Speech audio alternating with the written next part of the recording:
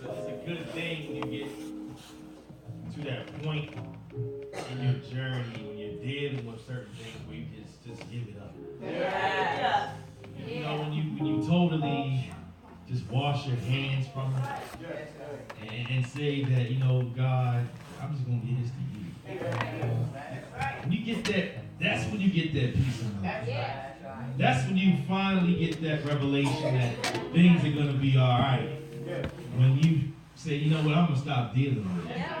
I'm gonna take my hands out of this, and I'm just gonna sit back and let you do this thing. And that's when you get that breakthrough. And you know, sometimes when you carry a load for a long time, sometimes it's hard to articulate that in words of what your personal struggle is. Sometimes when you go through struggles in life, you don't even want other people to know about what pain you are enduring at that time. Even it could be your family members, you don't want to tell them what you're struggling with. And even she alluded to in the testimony that, you know, having to wake up every day and putting on that same face. That's a hard mask to put on every day when inside of you, your heart is tore up. But putting on that face like everything is okay. And having the smile when your heart just wants to cry. Having to say thank you and all these different nice pleasantries when your body just says, I want to go home and lay down and wallow in our sorrow. And wallow in the feeling of the guilt and the shame and wallow in whatever situation that's going on and just having to make yourself get up every day. It's a tough thing. It's a tough thing, and then some of us wonder, you know, what other people are thinking about you. You know, why are they in this situation? How are they dealing with this situation? You don't want to answer those questions, and you don't want to even talk about this situation because it's on your mind so much that like I don't even want to have these conversations. But knowing that God can keep us in these times of trouble makes us find a new reason why to love Him. Oh yeah. And my final statement on that is a lot of us are very intelligent people. A lot of us are educated people. And education teaches us logic. Education teaches us that this equals that. Education teaches us how to find the answers to all of our problems. You get something wrong with your body, many of us go on Google and some type of WebMD or something like that to self-diagnose our situation. Our education has trained us to look at resources to find the answers to our problems. And education has taught us how to look on the wall of our degrees and our diplomas of how to fix our problems because it's a class. It's like we're taught to do these certain things. But then that's why God brings illogical things. Things that you can't find in a textbook. Things that you can't find on WebMD or Google to help put us in a place where I have to just give it to you. Because Google can't help you right now. I've done, have you ever had a Google search and it didn't give you what you wanted, so you tried to change the wording in the text box to try to get something close to where you're trying to go? And God will bring you an issue or a problem that no matter how you change the text in that text box, it's not going to give you that answer. No. Only tears, frustration, pain, and heartache can give you the answer to your problem. Because you stop crying. You stop Googling. You stop searching. When you find in your heart that I have got to give it to God. You shut the computer down and you say, hey, God, you better than Google. It's better than WebMD. And I'm tired of crying over this. But if I'm going to cry, it's going to be tears of joy. If I'm going to cry, it's going to be with a smile on my face. If I'm going to cry, it's going to be crying because, God, I've come to the point where I'm giving it all to you. Song says, I surrender all to thee, my blessed Savior. I surrender all. I like services like this. You know, when people start airing out and getting to that point where they're okay with their situation. You know, when you, because Satan, man, he good about what he do, man. I'm telling you, like, he wants to have you hold that feeling and harbor that feeling in your heart for a long time. He likes to keep whatever is holding you down inside of you. That's right. Because he knows once you start uttering it to the public, when you start telling somebody about what's going on, the hold that he had on you begins to fade. When you start talking about my struggles and talking about where I'm going through, the shackles that he had, they start falling off. Because Satan can only hold you in a place where no one can see you. That's right. Well, tell the truth. He can only hold you in that prison if you don't announce that you're in the prison. Yeah. He can only hold you, what would you allow him to hold you? But once you start saying something, once you start saying, God, here am I, and I'm going to tell you, somebody else. See, that's when you get your deliverance. Not just praying to God.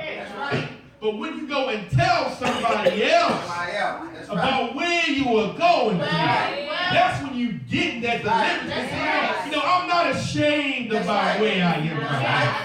I'm not ashamed of where I came from. I'm not ashamed of what I'm going through. I'm not ashamed what I'm going to. Come on, Satan. Keep coming with your stuff because I'm going to keep telling somebody else about where I am. Somebody something. If you give me something, I'm going to tell somebody something. Because I will not let you hold me hostage. That's right.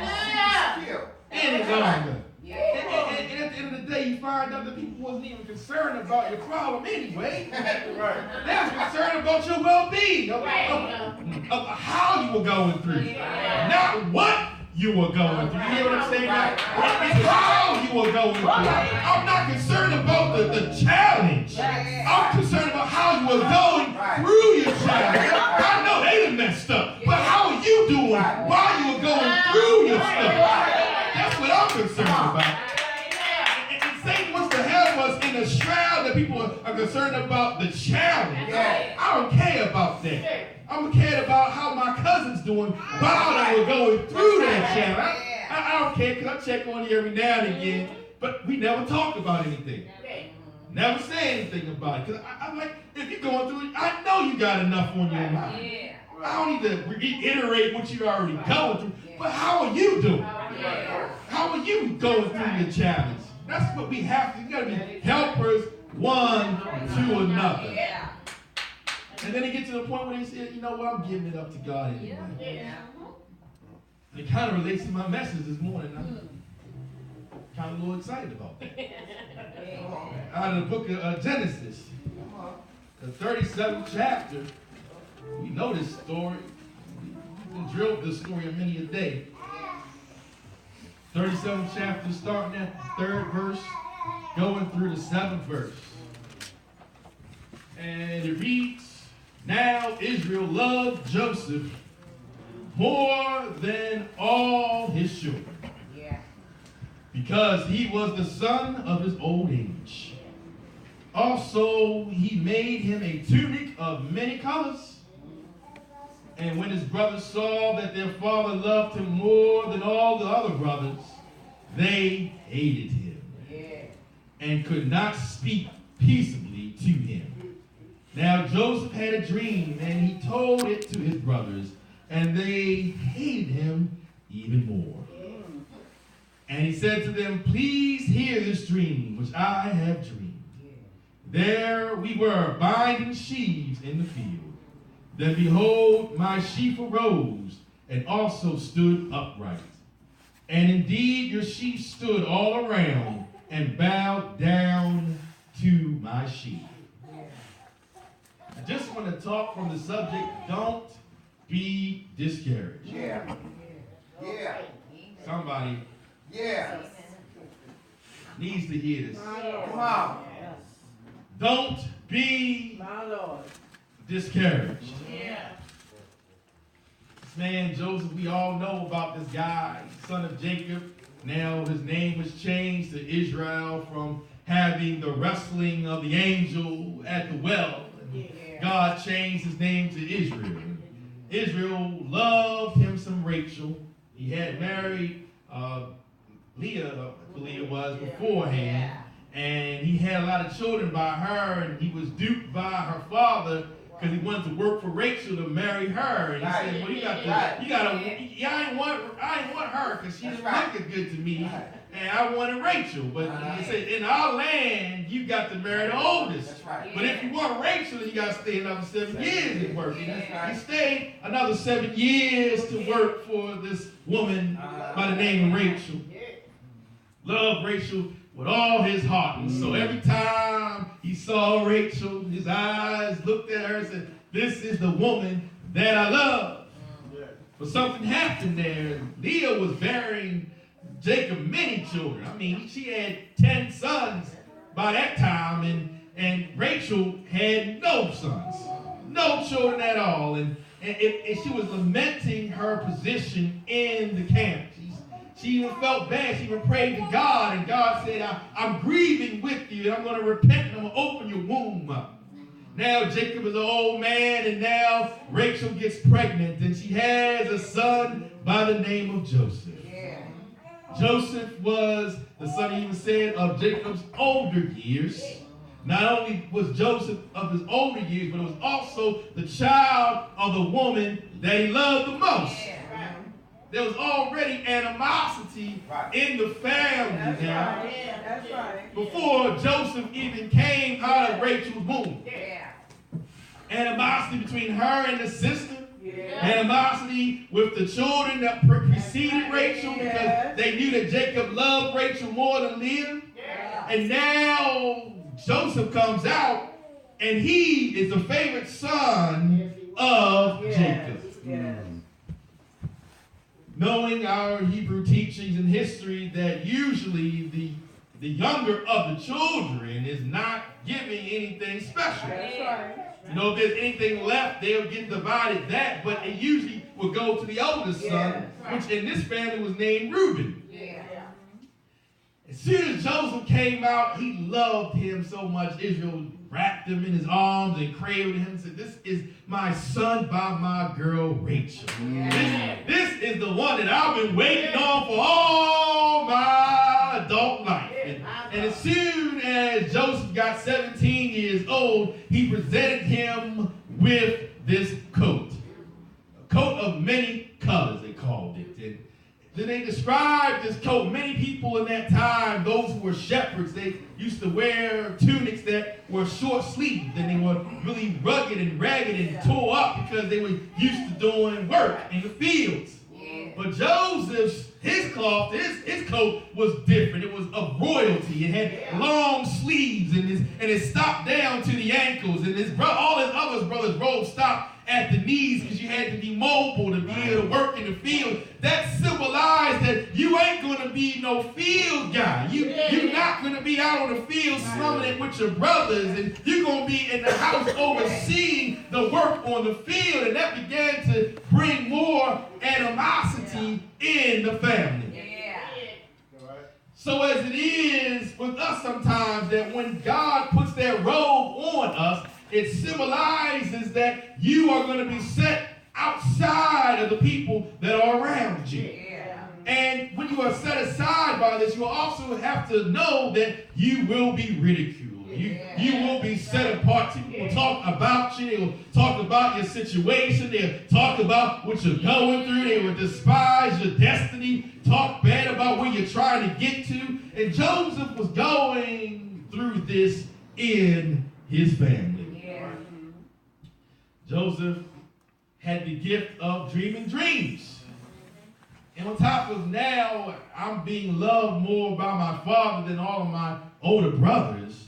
But now God had blessed me with something else on top of the favor that I have with God. Yeah. He began to have dreams about having them bow down to him, and his brothers got even more enraged about how is it that my younger can be the one that's overseeing me. And he even had another dream and told his father. He said, "Father, Dad, you know, the sun and the moon and there was 10 stars in the air, and they all bowed down to me." And Jacob began to say within himself, he didn't say it out loud, he said, "How is it that me, my wife, and my 10 children will be bowing down to my son?" Lo and behold, as they are out there, Israel tells him to go out into the fields, go see your brothers. I need you to come back with an account of what they're doing, because I know that they ain't doing what they're supposed to do, but I trust you. I know that whatever I tell you to do, you're going to do what I say do. So he goes out into the field and he sees his brothers shucking and jiving and not doing what they're supposed to do. They were out there plotting about how we're going to get Joseph, because I'm tired of his blessing. I'm tired of his favoritism with my father. And I'm tired of the light of God being shined on him. Let's go ahead and distinguish that light and see what becomes of his dreams, they say. Reuben, see, this is how good God is.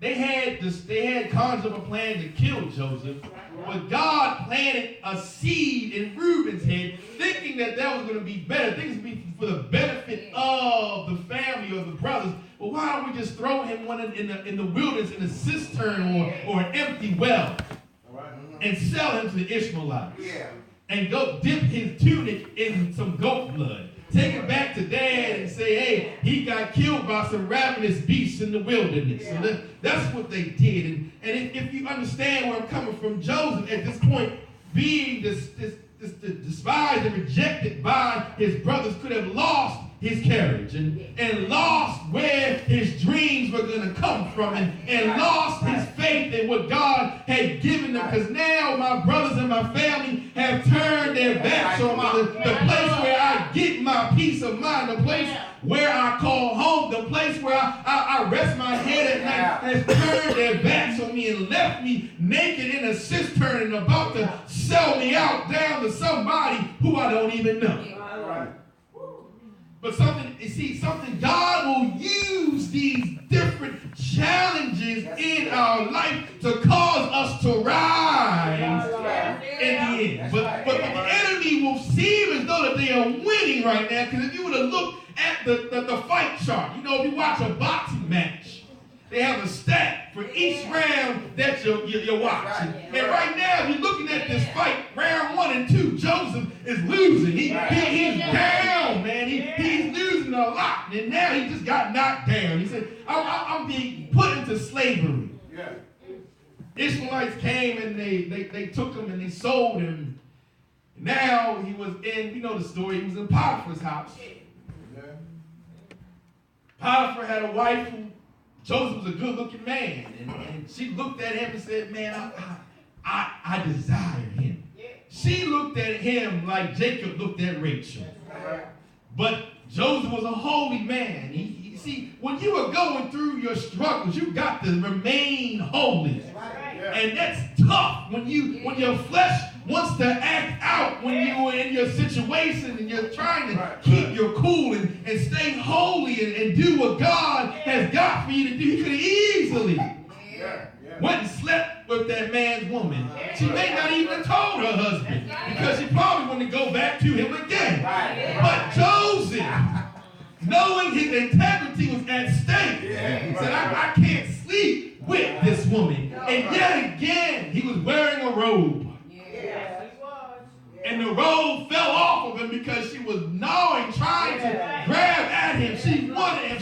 to possess him. And that's how the enemy is when we are in our struggles. The enemy wants to possess us. And they grab at us, trying to hold us in that room where they can do whatever they want to do to you and try to take your destiny away. But Joseph ran away, leaving behind.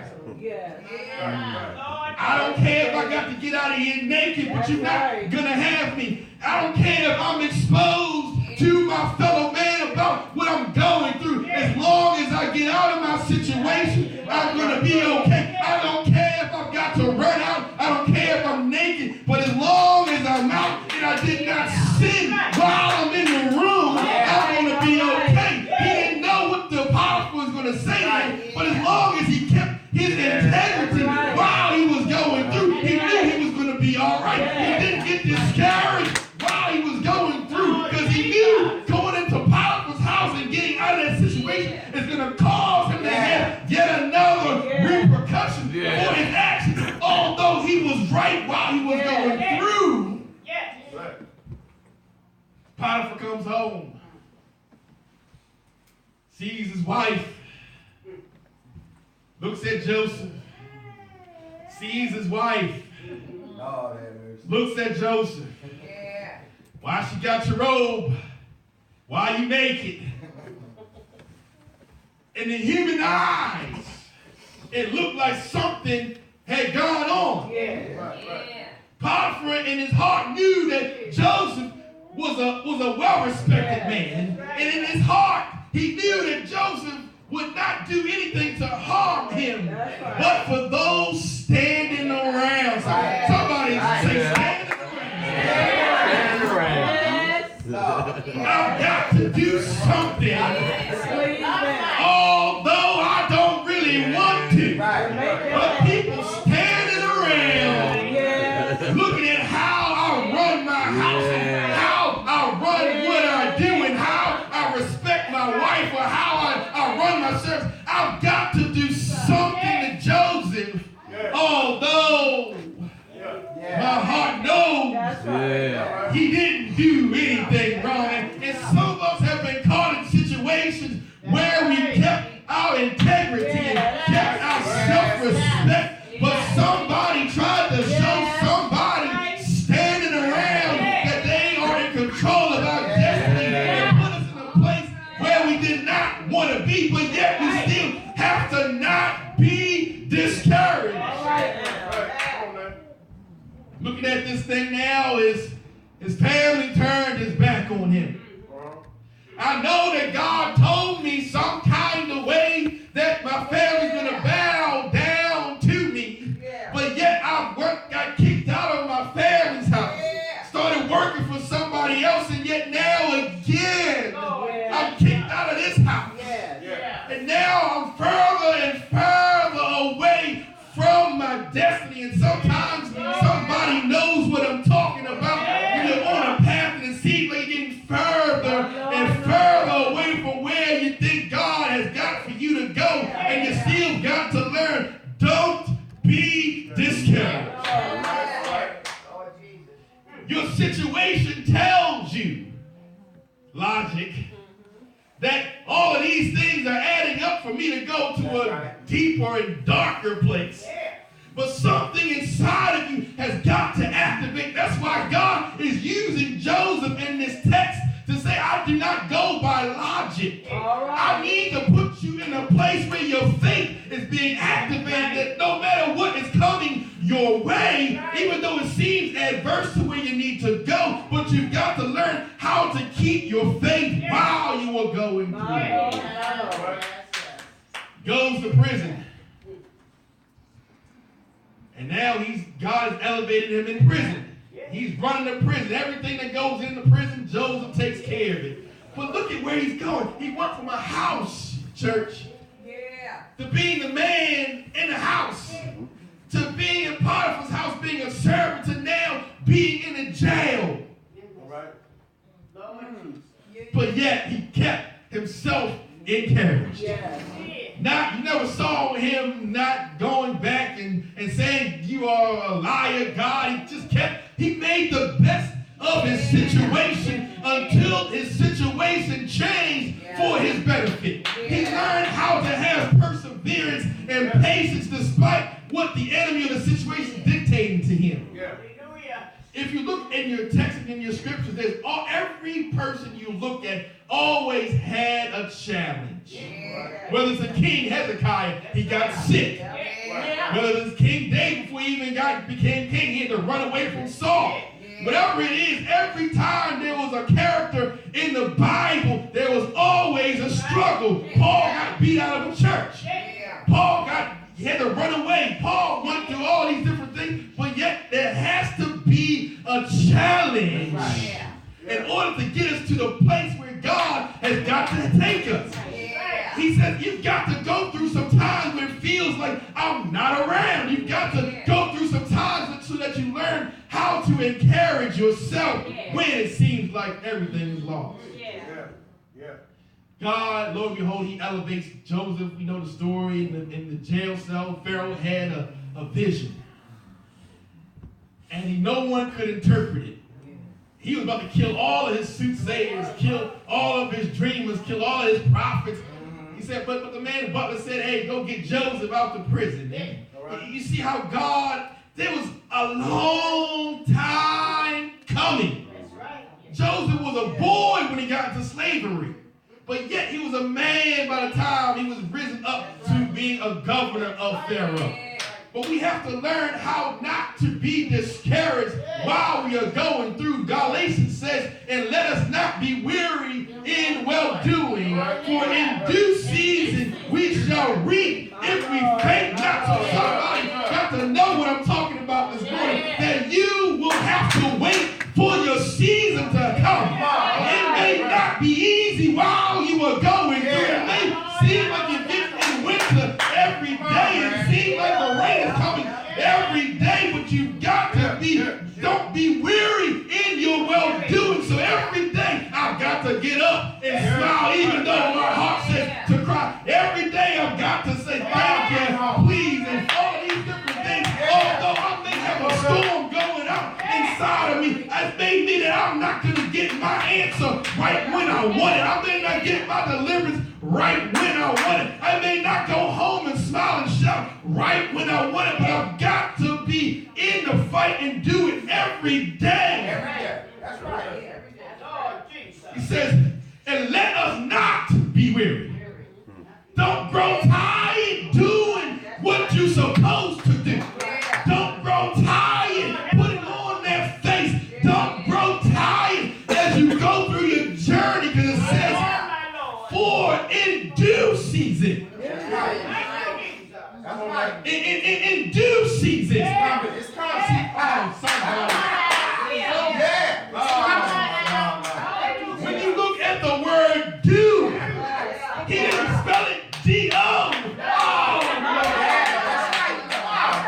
He spelled it D-U-E.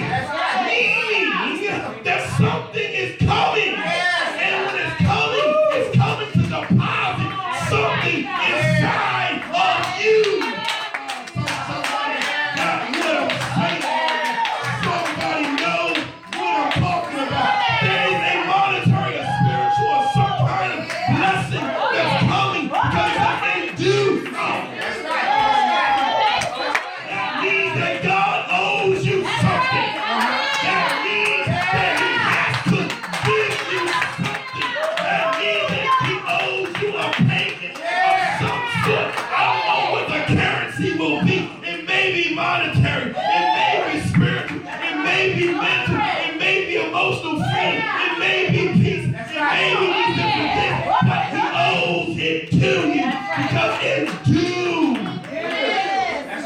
Somebody know what I'm talking about now. Somebody knows what I'm talking about now. That's why he says, don't give up. Don't give up while you're going. Because I owe you something at the end of the day. Don't give up.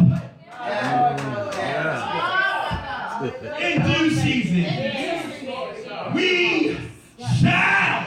I guarantee it. I'll put my life on it. I'll put a paycheck on it. In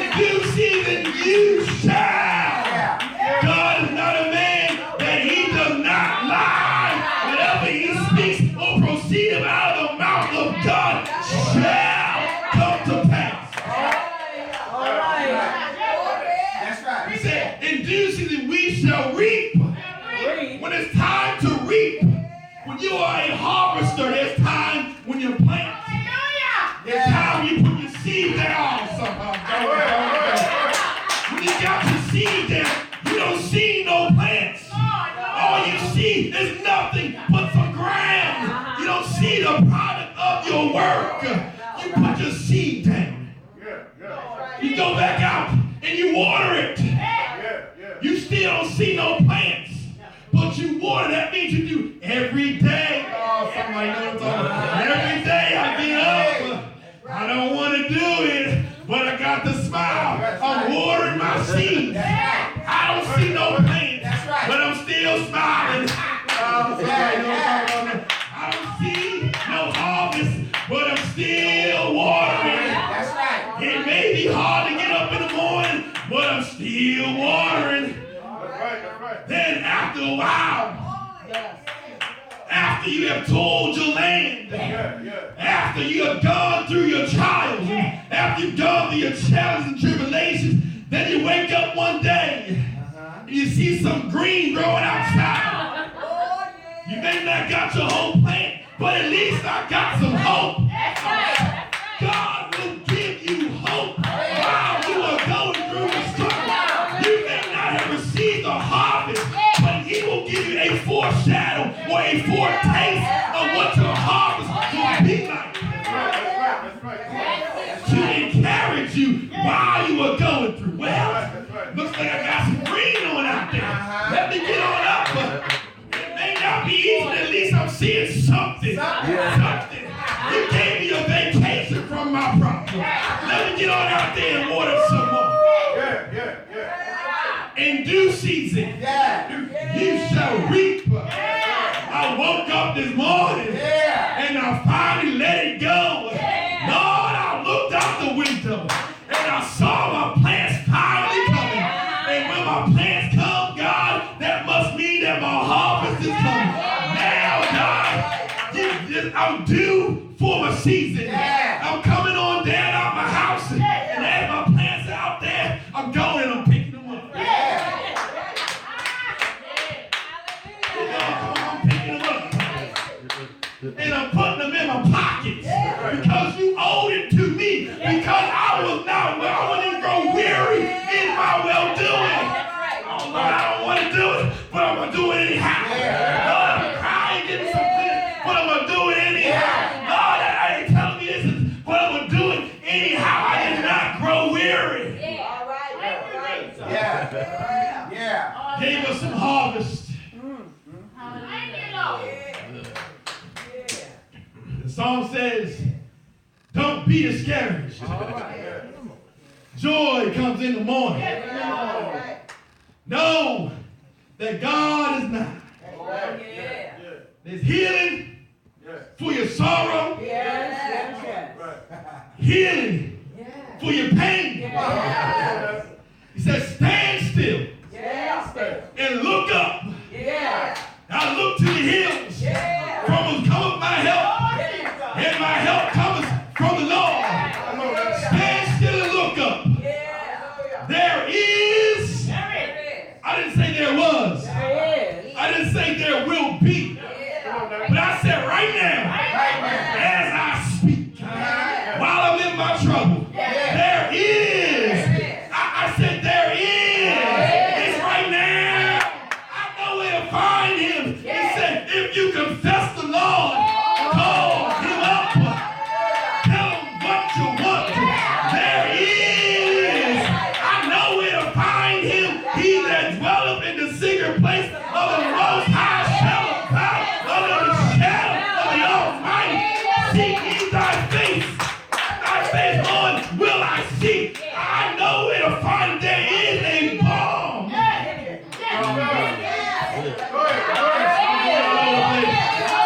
There is a balm in Gilead.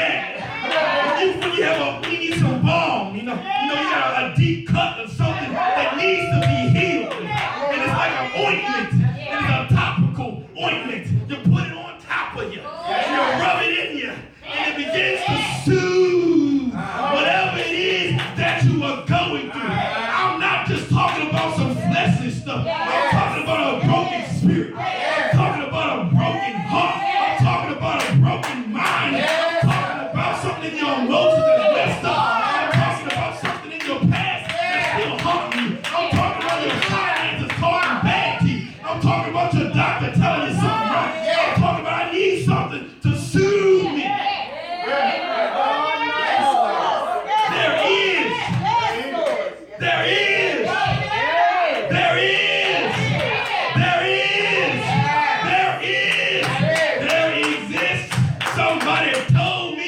Jesus did. There is a balm. Four. Somebody say four. That means it has a purpose for whatever you're going through. I got this. I'm able to prescribe this to treat your situation for whatever. That's how God does it. There's the balm in Gilead. Four. So don't be discouraged about where you are. Don't be discouraged when it seems like you're so far away from where you want to be. Don't be discouraged when you don't have the answer right now. Don't be discouraged when it seems like your situation has not changed. Don't be discouraged. Because God